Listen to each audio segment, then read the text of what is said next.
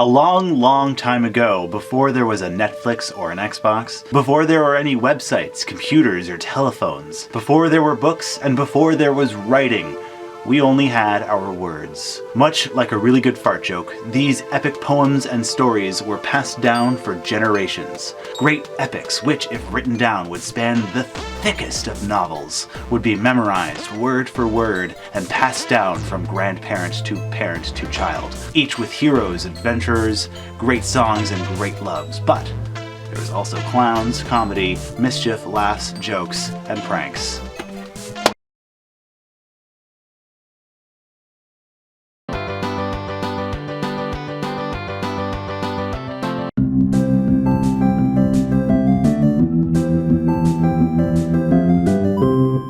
Hey there, I'm Arrkay, and tricking people and taking pleasure from it is pretty culturally apt. Today we're going to talk about myths and legends by looking at tricksters. As the name implies, tricksters like to play tricks on people, and generally enjoy breaking the rules set out by society or the gods.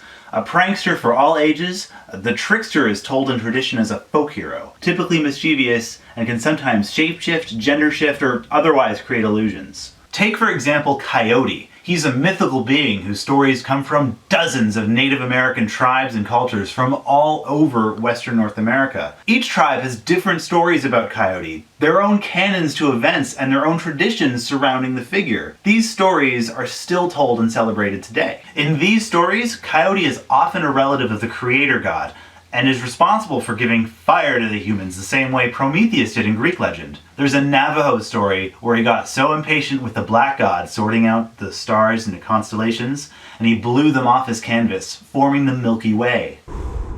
Coyote has such a long and diverse mythos about him, having been portrayed as everything from a cultural hero who brings humans sacred items, or a great natural force that changes entire landscapes. Other times, he's just a flat-out asshole looking to steal something or trick someone. Despite all this, Coyote is still treated with respect and is seen as a noble figure in the diverse pantheon of all different cultures that celebrate him. Myths and legends are the core of all of our storytelling. They're the bedrock of all the narratives we're familiar with in books and film and TV and comics and any other media. They are the ultimate precursor. Since we love to compare and categorize just about everything, the study of comparative mythology has formed useful archetypes that cross different cultures and stories. This includes the trickster figure. Foxes are common tricksters, especially in Europe and Asia. The sly fox was the stereotype before they became known for the things that foxes say. In the far west, there's Renard the fox, and in the far east, there's kitsune spirits. Myths are so pervasive, they continue to persist in today's vast and changing mediascape. In the southeast United States, during and after the slave trade, slaves created their own trickster. By combining the spider trickster Anasazi from West Africa and the eastern Native American great hare, they formed their own mythos around Brer Rabbit. Often used as allegory to protect children from the threats of the white man and of the society they survived in, Brer Rabbit filled the role of folk hero for many. The underdog, Rabbit, who used his wits instead of his strength to get out of tricky situations. Brer Rabbit originated out of oral stories, passed down through generations. It wasn't until the late 18th century that these stories were written, published, and popularized, mostly by white people. Later, Brer would be the inspiration for a number of other works, including several Disney productions, and the model for a trickster we all know today, Bugs Bunny. Though these days, Bugs is less of a trickster and more of a rabbit of reason, the straight man to Daffy's lunacy. He still wears lots of dresses though. Did you ever find Bugs Bunny attractive when he'd put on a dress and play a girl bunny? No single culture can be attributed with the sole creation of any mythical being. They're organic in nature and borrow from their neighbors. They trade stories in different versions, which get blended together and are retold by the next generation. Only a culture that is completely isolated would be able to claim complete authorship of just about any oral story. Some stories just go a little further. On April 21st, 1972, the 9th person on the moon, Apollo 16 astronaut John Young, referenced Brer Rabbit as his first words when he stepped out of the lunar module and onto the surface. It was in a reference to his past service, and that finally, he, as the rabbit, was thrown into his Brer patch, the moon.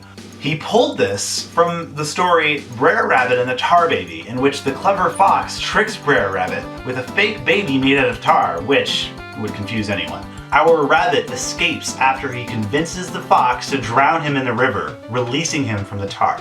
So I guess NASA is the clever fox and space is the Tar Baby? Or maybe the river is space and the lunar module is the Tar Baby?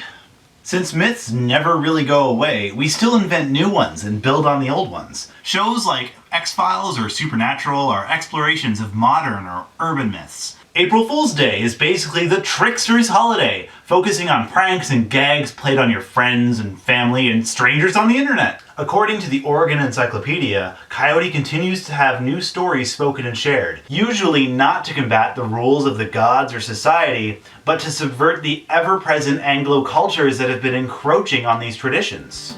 In one story, a visiting anthropologist on a reservation manages to capture Coyote and keep him in a cage and starts tape recording the Coyote stories. Eventually Coyote escapes, and when the anthropologist reviews his tapes, he finds they have been replaced with Coyote shit.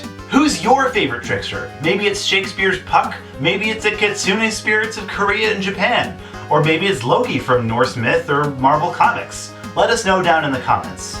Culturally Eft this week was brought to you by Prince Albert in a can. He'll never get out or your money back. Eft was also brought to you by these tricksters. Thanks for watching, and if you never want to be tricked again, you can protect yourself by hitting the subscribe button. We're also on Facebook, Twitter, Tumblr, or if you're into it, for Affinity and Weasel as well. This week we looked at oral stories and how they've been passed from generation to generation. Next week we're going to look at the written word and how banning certain books can make their message all the more powerful. See you next time.